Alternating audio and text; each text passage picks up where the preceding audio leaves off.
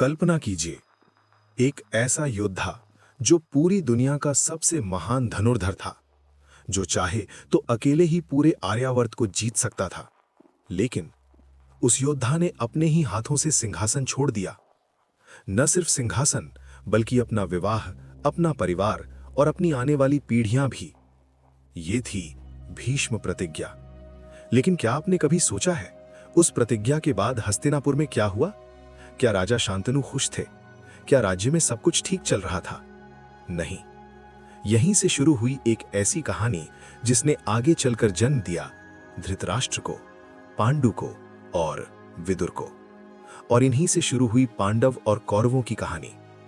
भीष्म प्रतिज्ञा के बाद देवव्रत का नाम हमेशा के लिए बदल गया। अब पूरा आर्यावर्त उन्हें जानता था भीष्म के नाम से। देवताओं ने भी उनकी प्रतिज्ञा को देखकर उन्हें आशीर्वाद दिया। राजा शांतनु इतने खुश हुए कि उन्होंने भीष्म को एक वरदान दिया। उन्होंने कहा, हे पुत्र, मैं तुम्हें एक अद्भुत वरदान देता हूं। तुम्हारी मृत्यु तुम्हारी इच्छा से होगी। जब तक तुम खुद नहीं चाहोगे, तब तक मृत्यु तुम्हें छू भी नहीं सकेगी। इसी वरदान को कहा जाता है इच्छा मृत्यु। अब भीष्म सिर्फ एक योद्धा नहीं थे, वो हस्तिनापुर की सबसे बड़ी शक्ति बन चुके थे। कुछ समय बाद राजा शांतनु ने सत्यवती से विवाह कर लिया। अब सत्यवती हस्तिनापुर की रानी बन गईं। समय बीतता गया और सत्यवती को 2 पुत्र हुए। पहले पुत्र का नाम था चित्रांगद, दूसरे पुत्र का नाम था विचित्रवीर्य। भीष्म ने इन दोनों राजकुमारों को अपने ही पुत्रों की तरह पाला। उन्होंने उन्हें युद्ध कला, राजनीति और राज्य चलाने की शिक्षा दी। सब कुछ ठीक चल रहा था, लेकिन भाग्य को कुछ और ही मंजूर था। समय के साथ राजा शांतनु बूढ़े हो गए और कुछ साल बाद उनकी मृत्यु हो गई। अब हस्तिनापुर का राजा बना चित्रांगद। चित्रांगद बहुत वीर था, लेकिन उसका स्वभाव थोड़ा घमंडी था।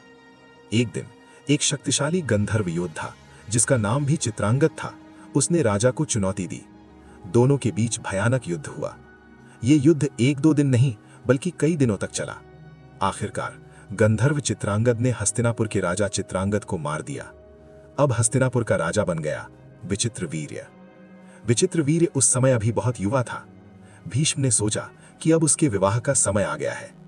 उसी समय काशी राज्य में 3 राजकुमारियों का स्वयंवर होने वाला था। उनके नाम थे अंबा, अंबिका, अंबालिका। भीष्म स्वयं काशी पहुंचे, लेकिन उन्होंने स्वयंवर में भाग नहीं लिया। उन्होंने तीनों राजकुमारियों को बलपूर्वक जीत लिया और हस्तिनापुर ले आए। ये उस समय की परंपरा थी, जिसे कहा जाता था राक्षस विवाह। लेकिन यहीं से शुरू हुआ एक नया विवाद। जब तीनों राजकुमारियां हस्तिनापुर पहुंची, तब अंबा ने भीष्म से कहा, मैं किसी और से प्रेम करती हूं। मैं शाल्व राज्य के राजा से विवाह करना चाहती हूं। यह सुनकर भीष्म ने उसे सम्मानपूर्वक शाल्व के पास भेज दिया।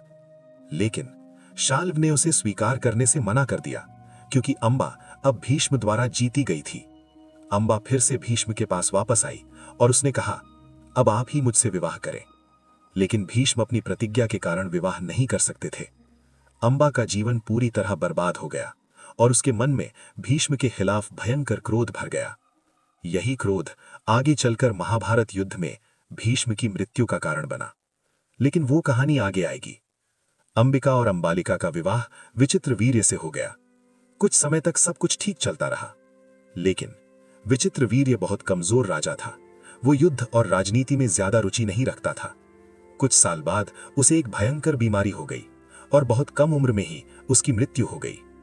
अब समस्या ये थी कि विचित्रवीर्य की कोई संतान नहीं थी और भीष्म अपनी प्रतिज्ञा के कारण विवाह नहीं कर सकते थे। अब हस्तिनापुर का भविष्य अंधकार में डूब चुका था। रानी सत्यवती बहुत चिंतित हो गईं। अगर राज्य का उत्तराधिकारी नहीं होगा तो हस्तिनापुर का साम्राज्य टूट सकता था। तब सत्यवती को याद आया, उनका एक और पुत्र है। वो पुत्र था महर्षि वेदव्यास। वेदव्यास महान ऋषि थे।